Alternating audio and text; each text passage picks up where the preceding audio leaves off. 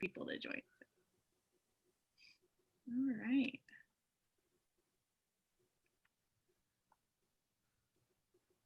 We started I pushed that button very promptly. Usually it's a little bit after, so hi, welcome to any folks who are joining in. Thanks for joining us. We're gonna wait just a couple minutes for folks to get logged on, and then we'll get started with our conversation.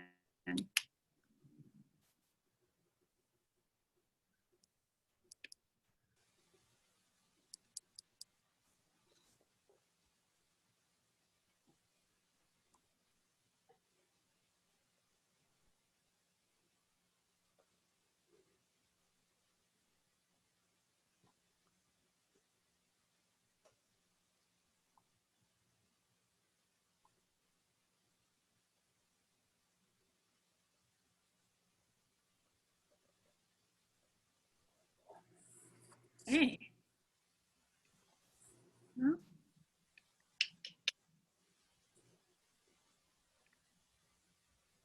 great.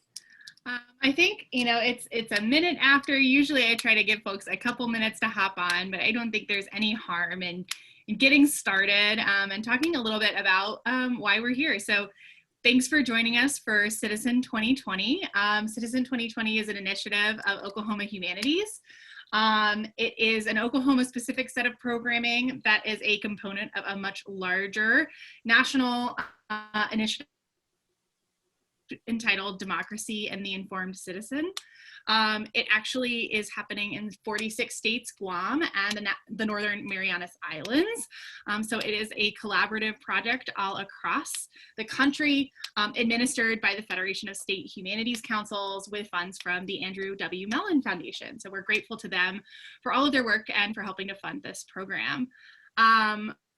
So I think I'll introduce myself. My name is AC Facci. My pronouns are they, them, and I work with Oklahoma Humanities on projects like these. And I love it if all of you would just take a second and introduce yourselves. Let's start with Dr. Stacey. Hey, I'm Dr. Emily Stacey. I'm a professor of political science at Rose State College.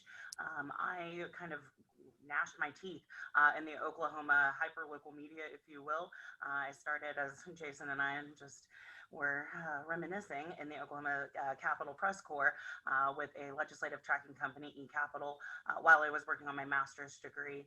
And then I got my PhD at Swansea University in Wales, UK, in political communication and digital media studies. So I will probably start at a very high level and work it all the way down to the local level.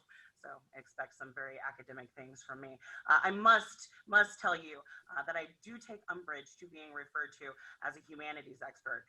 I am but a beleaguered and mere political scientist in the state of Oklahoma. So I hope you're not expecting too much from me, but definitely excited to be here. Thank you so much for having me. Well, we're grateful you're here and grateful for your analysis. Jason? I am Jason Doyle. Currently, I am the program producer for OETA's Oklahoma News Report, which can be seen Fridays at 7 o'clock on OETA. And I've been a long-time journalist and media member. I'm from Oklahoma, from a small town named Union City, just outside of Oklahoma City. So that Oklahoma City is kind of my hometown media market, and actually didn't start as a journalist. I started as an entertainer. I was a DJ and got my start at KJ103 when I was 19 years old. And here I am at nearly 50 now, and I'm still playing in the media, which is absolutely fantastic. I don't know how I've pulled that off, but somehow I've done it. I've been to Kansas City is one of the other markets I've worked in, and you'll hear me be a big Kansas City Chiefs fan. But I have kind of a passion for media and broadcast and all these different forms of communication. I love how we as a people communicate with each other. In so many different ways, whether it's visual or whether it's auditory or whether it's through the written word and through digital media. I'm a big digital media fan. I practition because I love that part of an audience building. I've got my own little private audience with my social media and stuff like that, and I can play around with them and have a good time and stuff like that. The really cool thing is that even though I report on politics and business and really get deep and down it, that's not what's expected on my social media. So we kind of have a good time, and I will click on dog videos all the time so I can make my stream a little bit more friendly. And that's what I would suggest for everybody else to do that might be miserable with their social media, because you have the choice and the power of the consumer. And so that's kind of what I am as a media member. I like to inform people and give them that what's going on in their place and time and all that kind of good stuff. And hopefully they can walk away with being able to make decisions that help make their life better. Yeah, great. It's cat videos for me. Dog videos. Cat videos. Cat videos. Cat videos are second. You know, I've had 2 cats in my adult life, and they were cool cats. So, but I'm primarily a dog person. So that's where I'm at. But I love all animals. Yeah, me too. Marty? Hi, my name is Marty Peercy. I am a Johnny-come-lately to news media. I cover specifically Oklahoma City and Oklahoma County politics, and I do that mostly on Twitter at OKC_SPAN. That's OKC-SPAN. That is not, that's a name that I think is hilariously clever. And I can say so because I didn't come up with it. It was my friend Megan, AC, I believe you know Megan, who came up with that. But otherwise, I'm just a nonprofit worker and am intensely concerned about how things happen in Oklahoma City, especially as they relate to our most vulnerable neighbors. And that is why I do just about everything that I do has to do with how I can improve the life of, or attempt to improve the life of, and definitely defend people who are on the margins in our city and our county. And that's who I am. Yeah. Yeah, that's great. Thank you so much. And so I think that's a good segue to, I realize that I didn't say specifically, we're here to talk about hyper-local media and digital media and what that looks like in Oklahoma. And I think, Dr. Stacey, we'd love to start with you giving us can you give us some historical context on what has happened in the recent decades with like the consolidation and contraction of local media? When did it start to happen? How did it happen? And what have been some of the most significant kind of effects that you've observed? Sure. Yeah. So media consolidation has been something that we've been particularly concerned with in America going back to really the 1970s, 1980s. But it's obviously gotten much worse in the 2000s and obviously the 21st century. Really, there are some pretty scary stats out there right now. Since 1975, about 2/3 of independent newspaper owners and 1/3 of independent TV owners have disappeared. Only 281 of the nation's 1,500 daily newspapers remain independently owned, and 3 largest newspaper publishers control 25% of our daily newspaper circulation worldwide.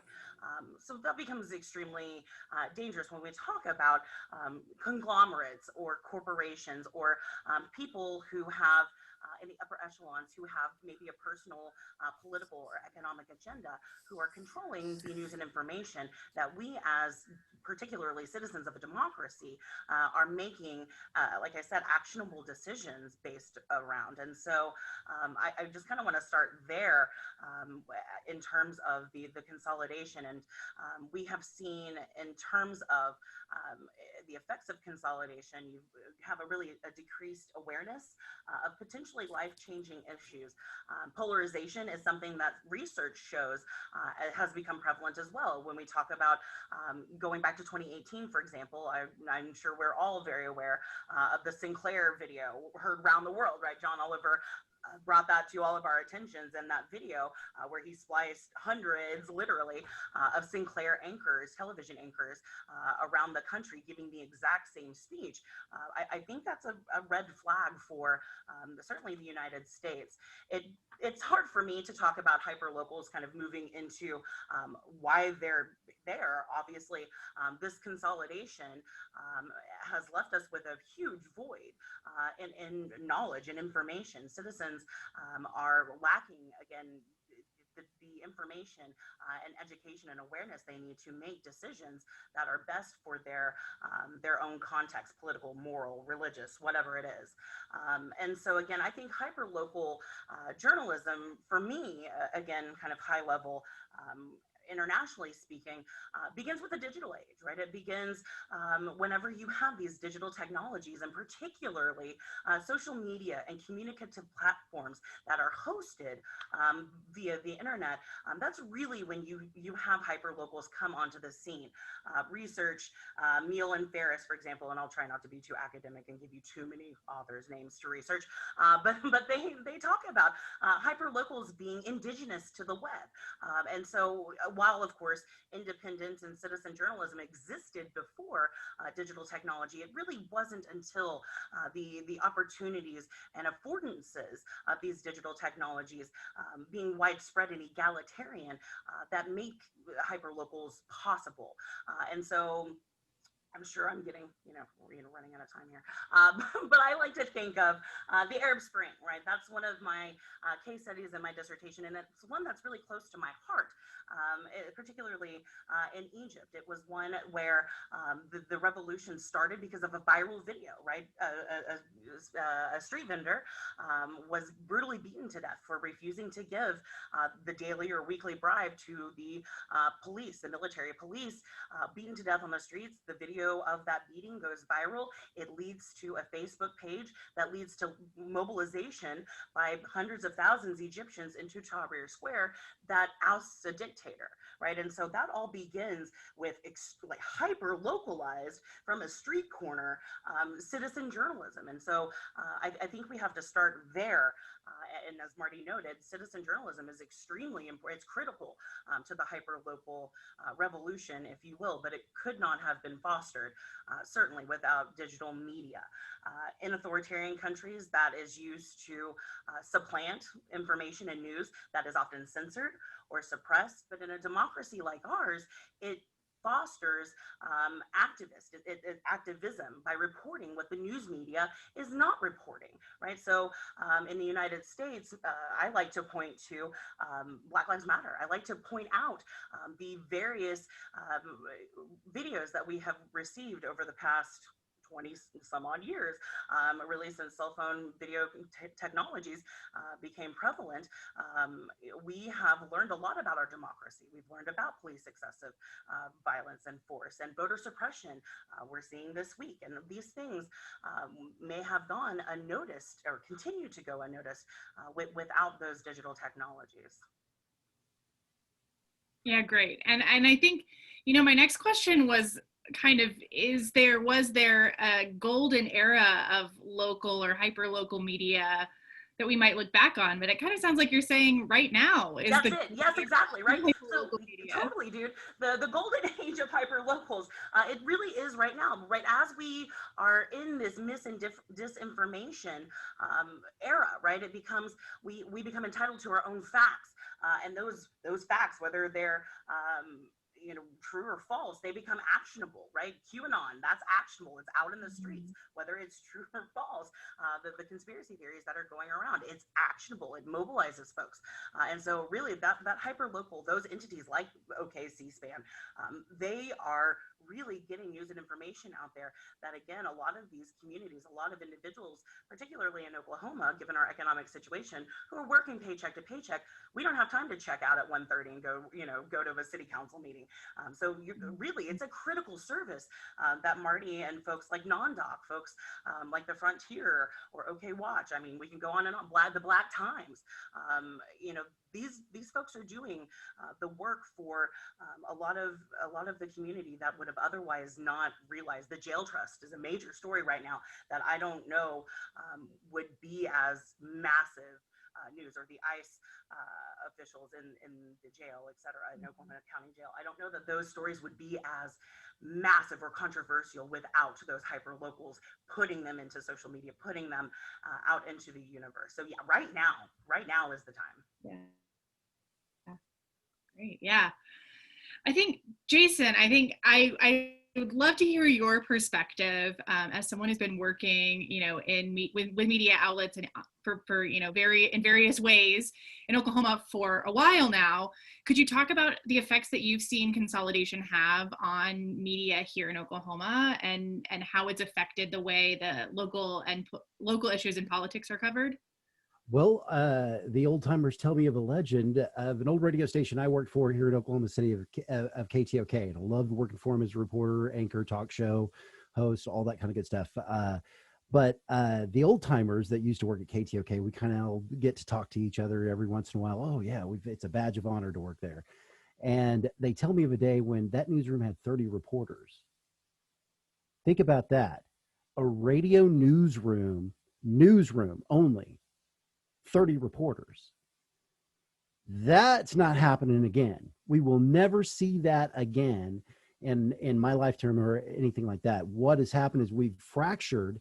It's tightened up so much to where you've squeezed out a lot of longtime professionals who have this institutional knowledge, that know how the systems work, that know who the players are.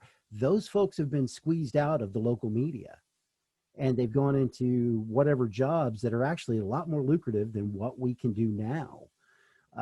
And a lot of it has to do with the fact that the bean counters squeezed us so tight. And it really, really started taking hold in 2008, because during the recession, the other effect that happened was advertising wasn't as effective, because people couldn't just have that spend that they used to with advertising and marketing that way.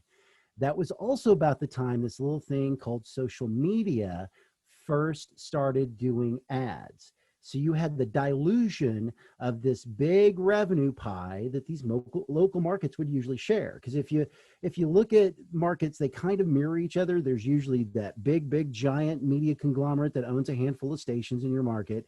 Then there might be that medium-sized one that, you kind of think they're okay. They're not super big megalomaniac giant corporation, but, there's still that mid-sized stuff. And then you got the mom and pops that are doing everything they can, the bubble gum, the duct tape, and the paper clips to keep their signal on the air. So when that pie starts to get diluted, it's not the big bad corporations that really, really feel the fallout, especially the guys with the golden parachutes. What you have is you have a dilution of talent. When that revenue's not there, they're not going to let go of the managers. They're going to let go of the guys that actually put on the news and do all that stuff and that are out there and stuff like that. I used to be a beat reporter when I was at KTOK. I got to do the city county beat, just a lot like Marty does.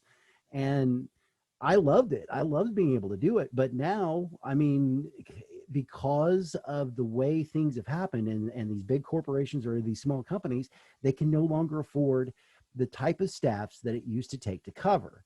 So what's happened is that gap got filled because the mother of invention, it came along, just like Dr. Stacey said, that it's one of those things where, okay, so what's happening? Well, we've got this great thing that's real cheap. I've now got a working studio in my spare bedroom that I can do radio and television out of. And it didn't cost me the tens of thousands of dollars it would have cost me when I first got in the business 30 years ago. So because the reduction of the technology has now, and we were discussing a little bit earlier, and I hate to steal this from you, Marty, but I got to give Marty credit, it's the democratization of the media. Because now anybody can be media. Anybody can do it. That's the reason why TikTok and Snapchat, which I've just now got on Snapchat, that's been a running thing for me, is that I couldn't understand Snapchat.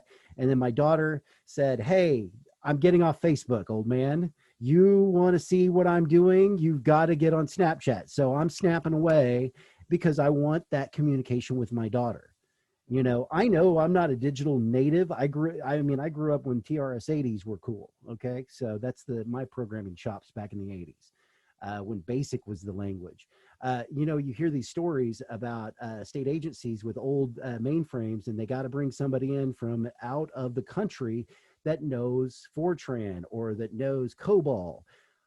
I remember when I was covering the Capitol just 17 years ago, when they were talking about the same issues that we're talking about today that have come to light even more so in the pandemic. So we also have a problem with institutional knowledge, even in our government. So back to the point is, we've got this great opportunity now that you've got so many people that can come and show what they see. They can show their point of view of the world in a very, very economical way, in a very, very loud echo chamber, because all of our voices are little, but in this social media echo chamber these days, it can take off and get really, really loud, and you can sound like the mouse that roared. You can be a mighty, mighty voice, and it can be good and it can be bad. I mean, we've seen a lot of bad viral. We've seen a lot of good viral. And that's kind of the catchphrase. What goes viral these days? I hate it when I hear that on a newscast these days. Oh, this is going viral. And it's like, it's one of those crutch figures. Is we know what viral is. We're all part of this digital society, because whether you like it or not, even my mom, who used to avoid technology, who the only reason why she upgraded to a smartphone was because in 2013, her home was destroyed by the Moore tornado and she lost her Nokia brick. So she was forced to go into the technology, and now she has an iPad. She knows how to do Wi-Fi. She does all those things, but it was that taking those steps, and we're all going that way. We're going to have this access, and I absolutely love it. I mean, it's a Star Trek fantasy for the sci-fi kid in me, is that I've got a library right here. I am never bored because I have this communication device that brings me the world, and I can pick and choose what I can see. And that's part of the other thing that I guess we'll talk about a little bit later, because I'm going long-winded now, is that it's not just us here in the media trying to put our living out for everybody and facing whatever we're all facing, but it's also editorial discernment. Our audience, sometimes they miss the message because there are other big, louder things going on in this social media echo chamber that they would rather give credit to because it makes them feel a little bit more comfortable about their world today. Sure. I think that that's actually a really great segue right into, some of my initial questions for Marty. Marty, can you talk a little bit about what is OKC-SPAN for folks who might not be familiar? What was the impetus behind it? What's your mission, and how has your work, or just becoming a journalist even, right, in the last year and a half, what's that been like for you? Well, OKC-SPAN is a Twitter feed. Simply put, I have on Twitter, you can follow me, and I would suggest that you do. That is at OKC_SPAN, SPAN. And so the name reflects what I do. Like, I am in those meetings. Typically, you can expect every city council meeting and every board of county commissioners meeting that I'm going to be there live tweeting what's happening in those meetings. So I am there from before it starts so that I can say it's time to get started. And absurdly, to me, these meetings typically start with a prayer, and I have a standard tweet that I issue that says, "And now, as is totally normal and good and appropriate for a government meeting, a prayer," So I go from the beginning of the meeting, I sit there during executive session, and when they come back and adjourn, I tweet they adjourn. I mean, I tweet everything that I can as fast as my thumbs will go, from the beginning of the meeting to the end of the meeting. Now, the reason I started doing that, I started it before I just started it on my personal Twitter account, because I had lost my job around the time that some things were happening that were of particular interest to me personally, specifically the impaneling of the jail trust. I lost my job just a couple of months before that happened. And I was very interested in reform of our criminal legal system. And I'm still really I'll be honest, I have a point of view when I come at journalism. I'm not interested in reforming that system. I'm interested in the eventual abolition of that system. That's who I am coming into it. But I'm pretty honest about that in my coverage of these meetings and these topics, is that I have a perspective. And so I started this account so that I could cover as many local meetings and sort of political happenings as I possibly could. This afternoon, I covered a meeting of the Oklahoma County Criminal Justice Advisory Council, CJAC we call that. That's kind of the think tank behind what started the jail trust. The reason that I started that was because I was looking for something for employment, honestly, in the realm of reform. But I kept doing it and it caught on, and people seemed to enjoy what I was doing and they seemed to value it. And I started valuing what I was doing more and more as I did so. Like, the fact is, City Council meets every other week on Tuesday morning at 8:30 a.m. And that is when most people are at work.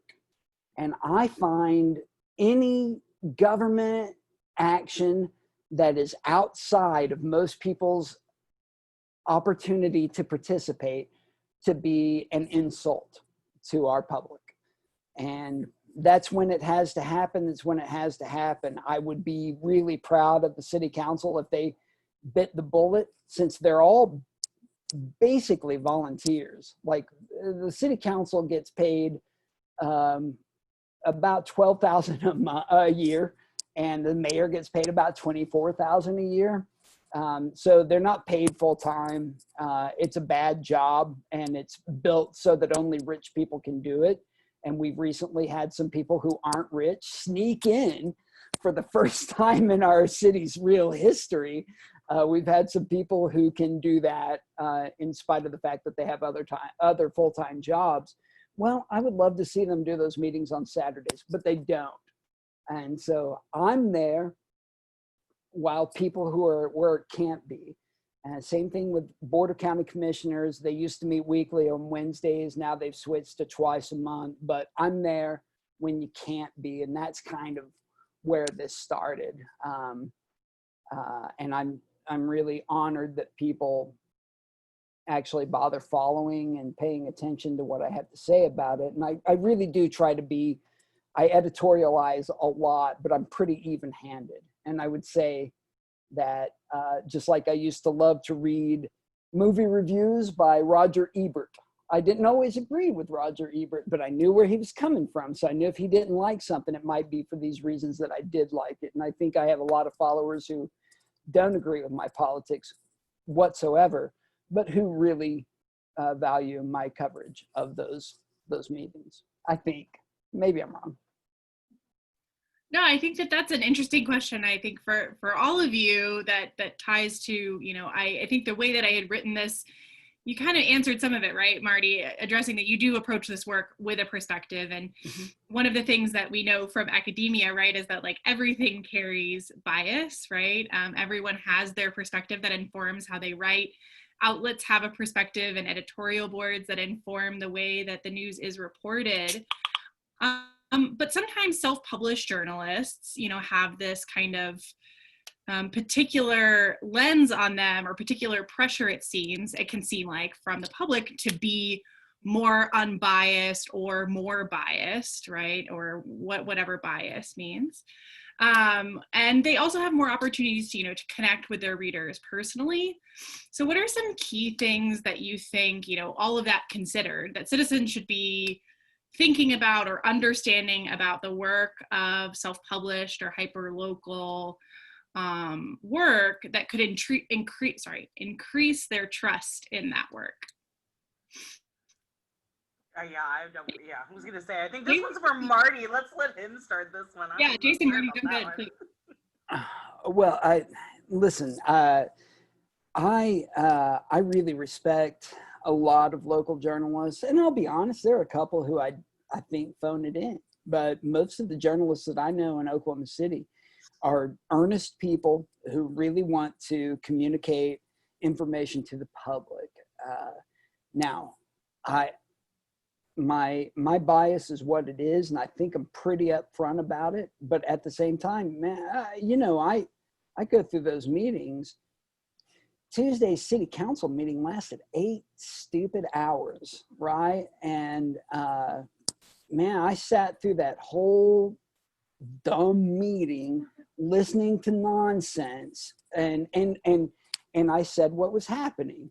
I didn't pull punches, but I also didn't sway the conversation, right? Like what we saw was, for one specific zoning case, we saw that Ward 2 City Councilor James Cooper had one perspective on zoning in Ward 2.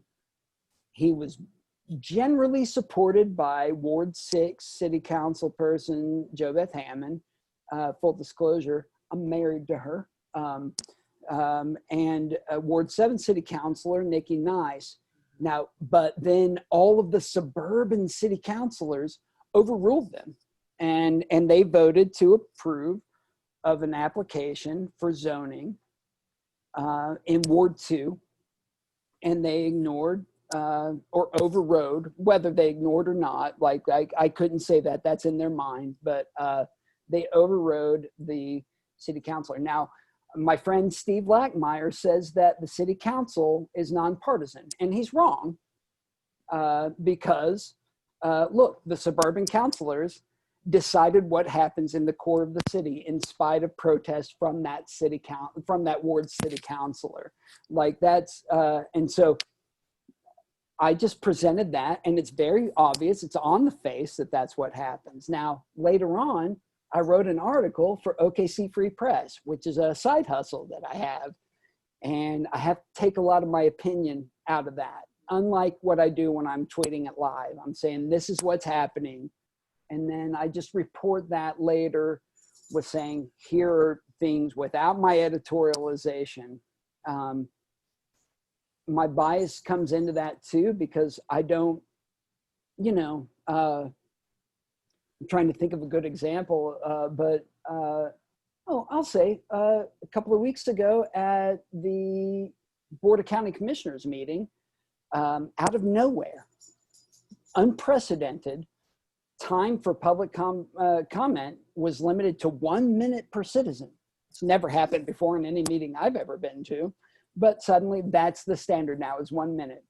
And at 1 minute, the microphone was cut off. That's not Kevin Calvey, as much as people might want to point to it. That's the city or the county clerk department that cuts that mic. So that means that David Hooten agreed with a 1 minute limit on public comment. There was never a discussion of that in a public meeting that I've attended, and I'll tell you, I would have attended that meeting. So I included that the city or the county clerk representative cut the mics. Well, I don't think I'm opining there. That's the truth. That's the case. But would I have included that if I was really conservative? Maybe I wouldn't have thought to. Maybe that's all the difference, is that I'm looking at this through a specific lens that is mine. I don't know if that's helpful. Yeah, I think that in terms of publishing, it's whether it's self-published or you have an overlord, an editorial overlord. I think it's really, I guess, because I came from eCapital, which was completely nonpartisan. We just covered the facts, kind of like Marty. There was no color to it whatsoever. The vote was this, they said this verbatim, and so I always look to my journalism and tell my students that if your source of news is telling you what you think at the end of it, you should probably seek out a different source of news, right? Unless right, like Marty, unless it's very clear that they have that bias and it's out there and what you're getting. Otherwise, it's disingenuous. And I've got to say that a little bit of the old school came out on me on this, because we have this disinterested observer That's where I come from. Yes, you have your bias, but you have to train yourself and you have to understand where your bias comes in. And you have to say, I'm a disinterested observer. Doesn't mean you're not interested in what's going on. It simply means that I am choosing not to have a dog in this fight. I am choosing to show you what it is as cleanly as I can through my writing filter, because we all have our filters. I mean, it all comes through psychologically. That's going to happen wherever you come from on that. I had a really good conversation with a friend the other day who, well, it's actually been a couple months ago, because we got into it over the whole media blaming thing and hating the media and stuff. And I'm like, you don't even watch what I do. You don't even listen to you don't even read what I do and all this. And you just want to blanket this media stuff. You don't even know what perspective you're coming from. And, he said, well, you know, so-and-so is biased and so-and-so is biased. And I'm like, well, how do you know that? How do you know where that bias is? Have they declared that bias? And should we declare that bias? I think if we're talking about the hyperlocal side, when you're doing a social media thing, and I'm not going to call it, it's not, how do I do it? I'm part of this traditional media that we go through an editorial process and all that kind of good stuff. But when you're live and you can tweet and you can go on there, there's no editorial filter except for your perception. If you declare it, I don't have a problem with that. If you declare your bias, okay. I mean, we know where the National Enquirer stands, don't we? We understand they believe that there are life on other planets that come here and abduct our people. We know that that's their bias. And so it's the same thing. If we have I am hellbound to make sure I show as many sides to the story as I can in my reporting, because my reporting isn't really my reporting. My reporting belongs to the people. It belongs to my audience, because I want my audience to be the smartest audience in the world. I want my audience to be ready to go and so informed, and they don't know what side I'm on.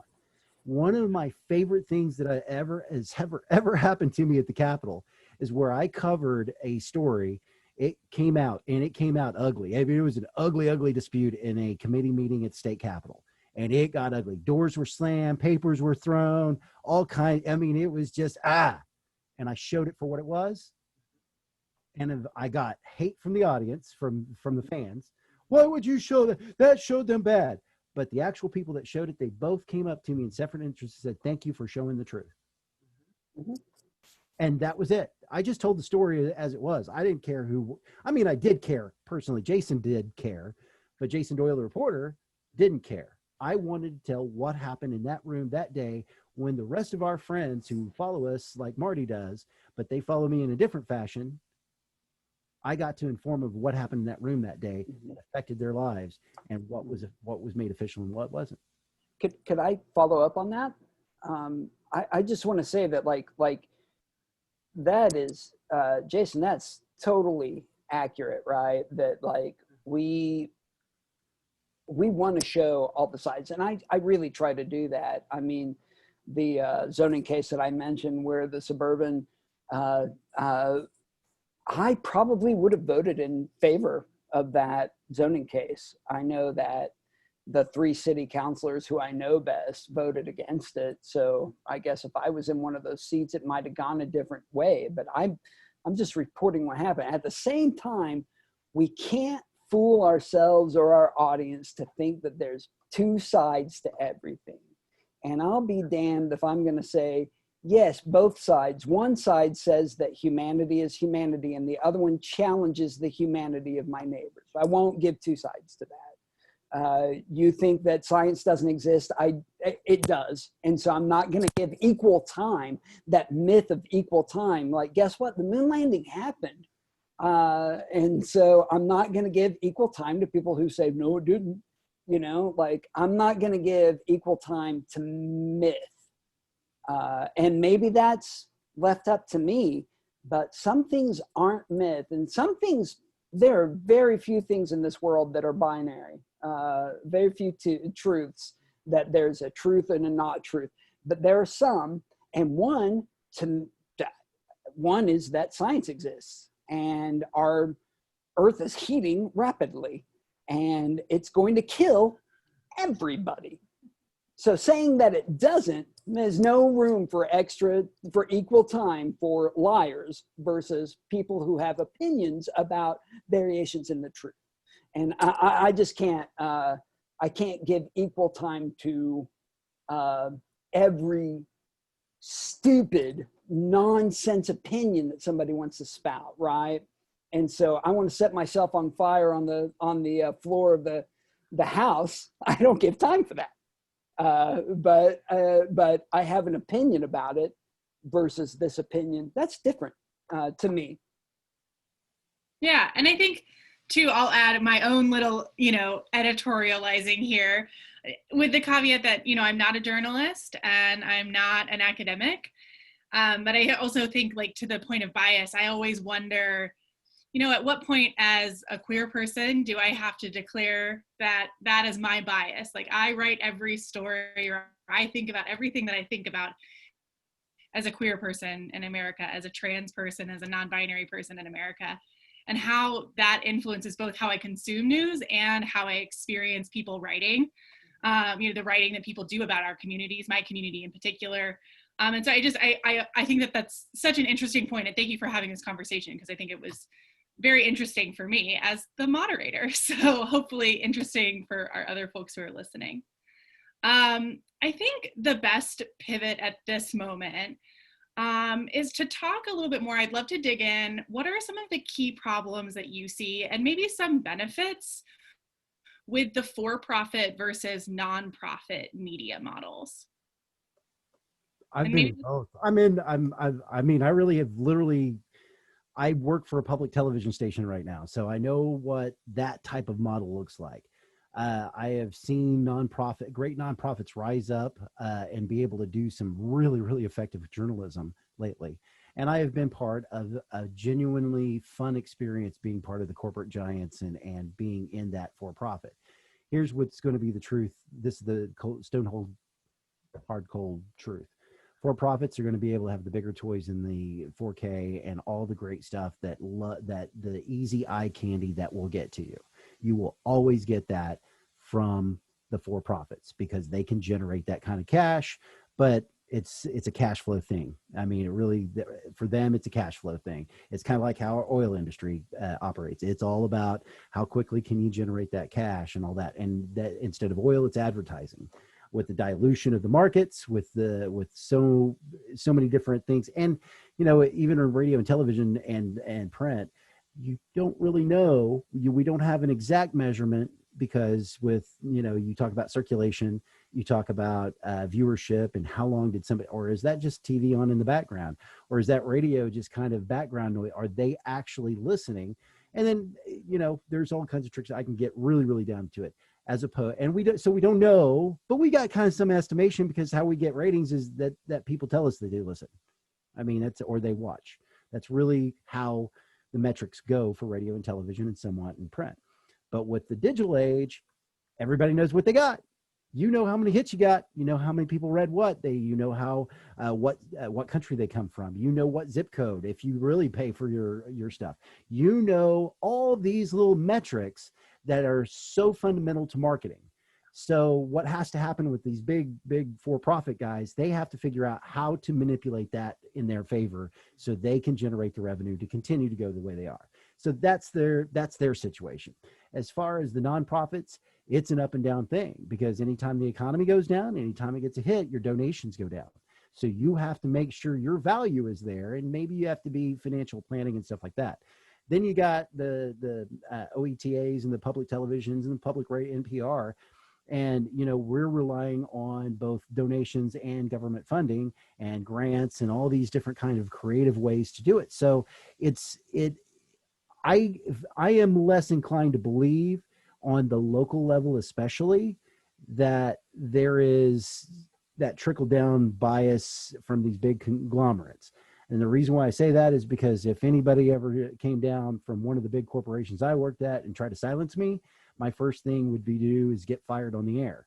I would be, because I've had that fantasy since I watched the Christian Slater movie. What are they? Oh, the one, I can't, Pump Up the Volume. That was my radio fantasy. I was going to be that pirate radio that had something to say. Now it's just like, I got something to say. I found my voice and all that kind of good stuff. My voice is just wanting to make sure I deliver information. And I'm lucky enough to be able to have done it in so many different ways and with so many great people and with so many great organizations. I don't regret working for anybody, whether it's iHeartRadio. I started when it was known as Clear Channel way back when. I remember when, I come from the analog age of media. And I've seen this digital age rise up, and I have been fascinated. I've loved it. I've tried to participate as much as I can. I'm still, like I said, I'm still trying to get Snapchat down. One of these days, I'm going to be snapping like nobody's business and getting it down. But the thing is things are always going to change. We're going to always change our media. We're always going to change how that is. But the essence is good journalism will always attract an audience. Good journalism will always get moved. Good journalism will go viral. That's the thing. And no matter whether it's a for-profit or public television, public radio, or a nonprofit that's just trying to make its way and trying to fill in a void that's been missing because the big guys are counting beans instead of counting what happens in their local public service markets. It's a double-edged sword, though, in the digital age, unfortunately, right? Because good journalism will always produce, hits and an audience, but so will craptacular journalism, right? We call it clickbait in the mainstream, news. And so, Hillary Clinton's body count today very often is way more exciting than, whatever is going on at the Oklahoma County Commissioners meeting. And so that's also extremely dangerous. If we're solely looking at the digital apparatus and looking at, quality based upon hits, or declaring, good journalism based upon viewership, I think that's a very dangerous assumption. Yeah, and maybe Dr. Stacey, do you see any benefits to that nonprofit media model versus the for-profit media model? I like the idea, of course, of nonprofit media model. I don't, you just never know how those things are going to sustain themselves, unfortunately. You've got the hearts of good folks and, the foundations and the boards, et cetera, and GoFundMe, crowdfunding, things like that. I am certainly an advocate of nonprofit media. I'm also equally a fan of for-profit media, as long as it, again, declares itself, it lets its viewership know, its audience know where the hierarchy comes from, and as long as the agenda is clear, I'm okay with for-profit media, but obviously I am a fan of alt indie, journalism. It puts me in mind of one of my heroes is Boots Riley. He's a radical leftist. He was raised that way, and he made the spectacular film Sorry to Bother You last year or year before last. But when things were happening in Venezuela, people were talking about the state-run media, right? And he just pointed out, he was like, so why do you distrust state-run media more than you distrust General Electric, the largest military contractor, or Westinghouse, the second largest military contractor? You trust their news media to be, NBC or CBS, rather more than you would trust the state run? Well, maybe neither is perfect.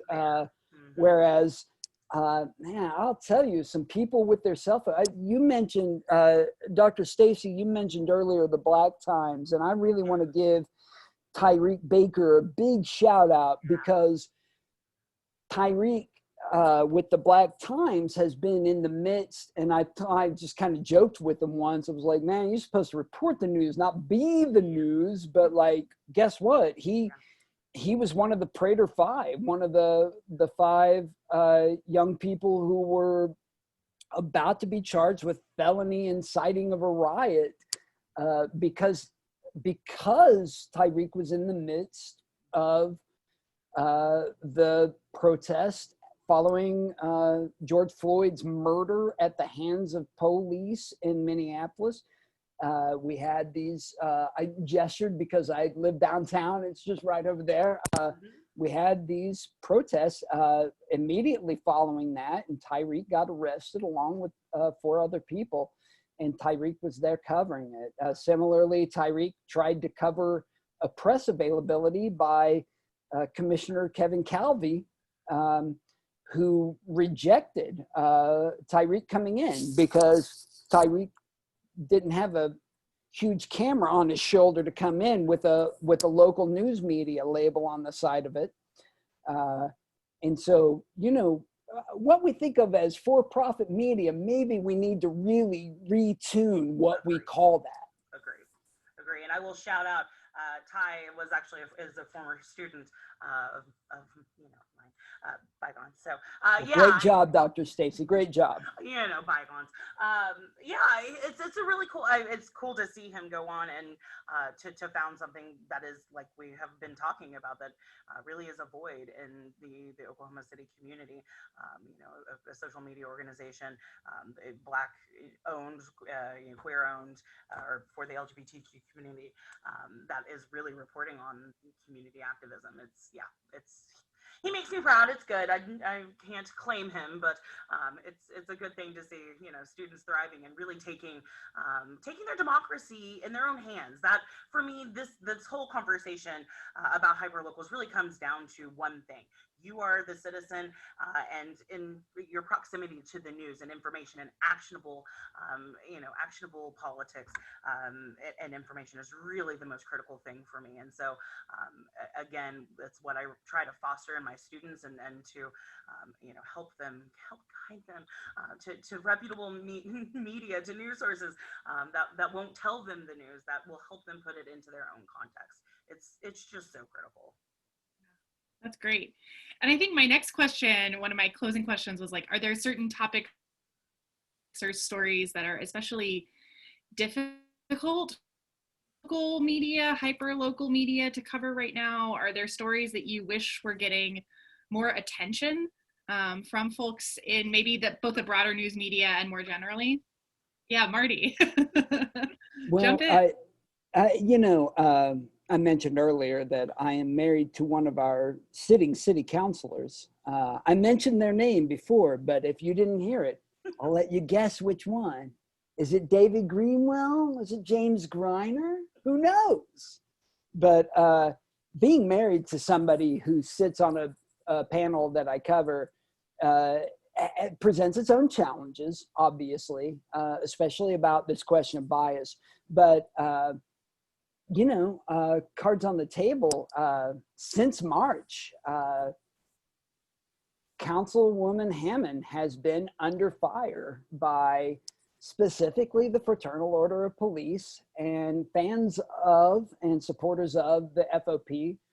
And that has been insanely uncomfortable for us. I mean, like, our address was published online. People have threatened both of us individually and corporately. That's been challenging, but I ain't read a word about that, right? Like, I don't write about articles about, like, yeah, my wife and I are frustrated or embattled or whatever, like not writing about that. Not, there have been some internecine squabbles among certain circles in Oklahoma City that in that Venn diagram, I'm in the middle of it, and I don't write about that because I don't feel like it's my place. Added to which, I don't want to undermine work being done in our community by, some stories are just, that's not, like I was joking with Ty, like, you're supposed to write the news, not be the news. Well, that's kind of where I am with that stuff. Like, I don't think it's appropriate for me to cover some of that stuff. I've got opinions about it. I got strong opinions about it, of course, but I don't think that's my place to write about that stuff. Yeah, Jason, I know we were talking a little bit before about some things that you've experienced, and I think this also might be tied to, as someone who's worked in more traditional media, sometimes that charge of fake news. Do you mind jumping in a little bit and talking about your experiences, what's hard to cover, what it Well, a lot of it is the national rhetoric, gets pointed to local media, and local media doesn't deserve it because we're about as blue collar as you can get. I mean, especially Oklahoma City is now considered kind of right there on the cusp of a major market at market number 25, the 25th biggest city in the United States. So now we've got some really, really good young local journalists. Unfortunately, I would say the only thing we really don't have is institutional knowledge, because there's a bit of history repeating that's going on in Oklahoma City and in Oklahoma in general right now. In fact, I recently had a story that I did for OETA on comparing the two pandemics. And one of my favorite things that got on the cutting room floor, unfortunately, because I only have 5 minutes to tell some of these stories and things like that. So there's time limits that you have to cut. You have to have that editorial discernment. What's the most important? So one of my favorite things was how there was no public infrastructure in Oklahoma City. There wasn't much of one. And the equivalent of the emergency manager when the Spanish flu pandemic in 1918 started to creep into Oklahoma City, when the first case hit, he was like, nah, it's just going to be regular old flu. And he went to Kansas City to visit his mom. We didn't have a highway system back then.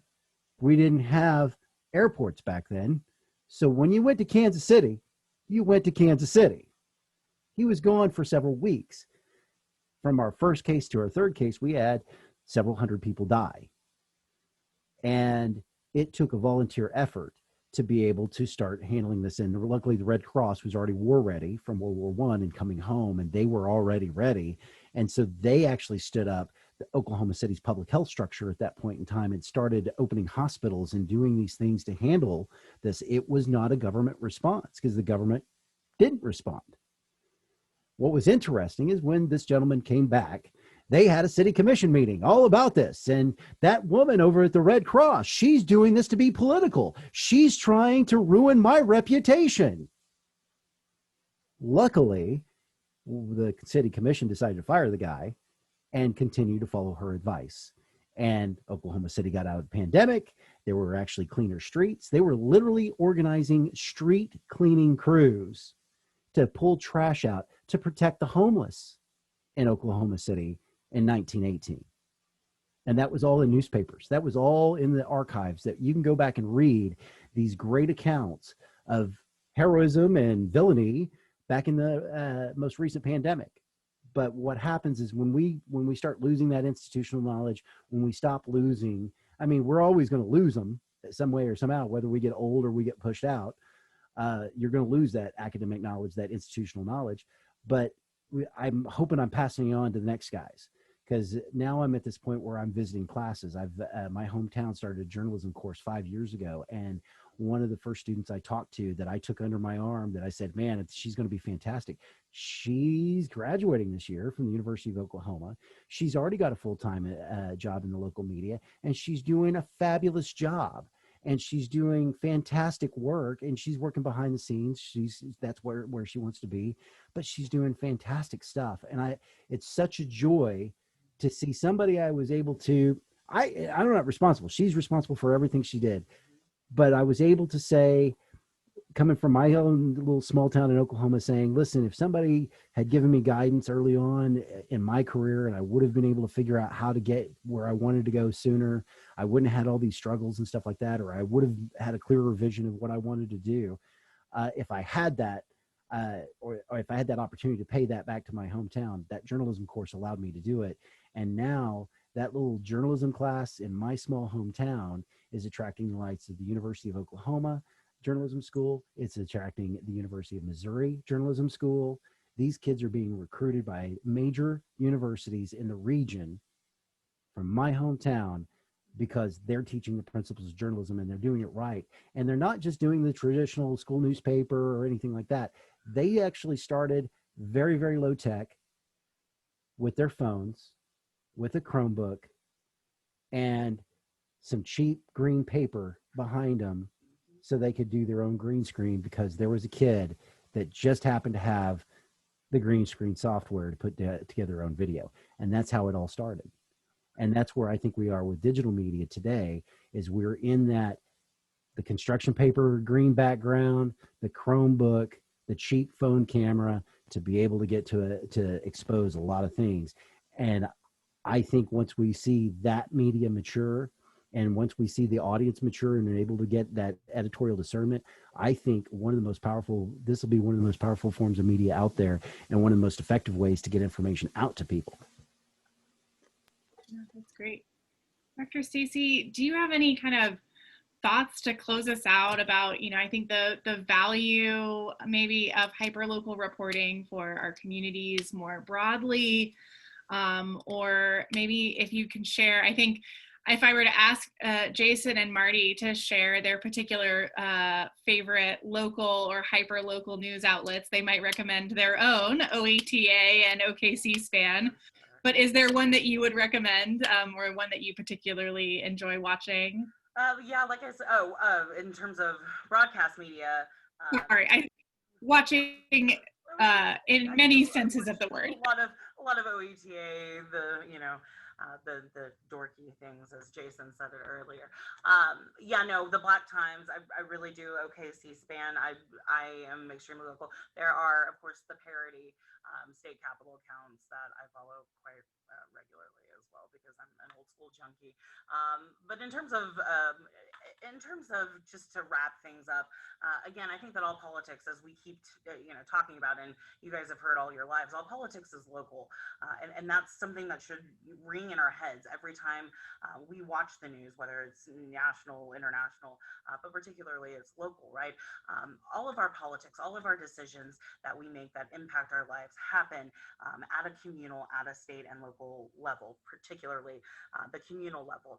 And if there are no local media outlets that are reporting, doing the hard work of sending beat reporters, sending interns to cover 8-hour meetings, etc., then there are only so many Marty Peercy's out there, right?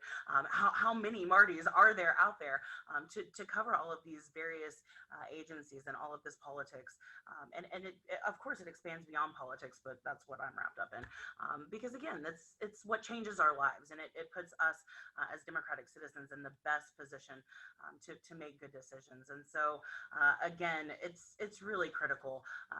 The hyperlocal media, again, I said it, is the proximity to the citizen, to the story, the engagement, the interaction of the citizens with their communities and their politics. It's something that I'm most interested in, and I think that again, as Jason said, although we are a little bit slower, of course, at the state and local level, to adopt these technologies and to use them for and to harness them and their capabilities, as we've seen on an international level. We're here, right? It's here. It's reached Oklahoma City. You're seeing it all around us, individually in these nonprofit, media outlets as well, and certainly at OETA, and even mildly, we have to at least give maybe News 9. What they like to call themselves, the only locally owned. They do a lot of work with non-doc, for example. And so at a certain point, we do need to give some sort of props to some of the, old school, broadcast media in Oklahoma as well. But again, I think that the young, right, the youth, the children of the future, as Whitney Houston, may she rest in peace, said, and I agree. The technologies that we have today, the communicative platforms, they are so adept at it. We're just going to get more and more localized, personalized. Right? Could I throw one in? Yeah, sure. I would be remiss to not really tout Brett Dickerson at OKC Free Press. Yeah, I mean, yeah. talk about an old dog learning new tricks. Yeah. Like, he used to teach journalism, and he now is running a hyper local. I mean, we cover Oklahoma City. Like, outside of Oklahoma City, we really don't. But he welcomed me under his wing for the articles that I write, which is not. I've been a writer all my life, but writing like that, like even when I was a journalism student, I wrote music and movie reviews not news. So like he's taught me a lot, and he covers with a small group of freelancers, he covers a lot of stuff in Oklahoma City that just doesn't get covered. I mean, he broke that epic story 2 years ago. So I just want to give him props because he deserves them. Well Yeah, done. I'm glad you did. I was going to give Brett a few props. I was going to mention two of my outlets that haven't been named or have been briefly mentioned. Are of course, OKC Free Press. And then in the Tulsa area, we've mentioned the Black Times, but got to give kudos to the Black Wall Street Times, a great local outlet based in Greenwood and Tulsa, doing really great work there. As well as, of course, I think we mentioned the Frontier, another hyper local, but often statewide source of news that I really rely on. I think that they really do a great job covering a lot of the things that you all were talking about for a little bit outside of the Oklahoma City area usually. So that's really the time that we have this evening. So I'll just say thank you to all of you for joining us this evening for what was a great conversation about hyperlocal journalism and digital media in Oklahoma and Oklahoma City kind of more specifically, but Oklahoma generally as well. So thank you so much for joining us, and have a great evening. Thank you. Thank you.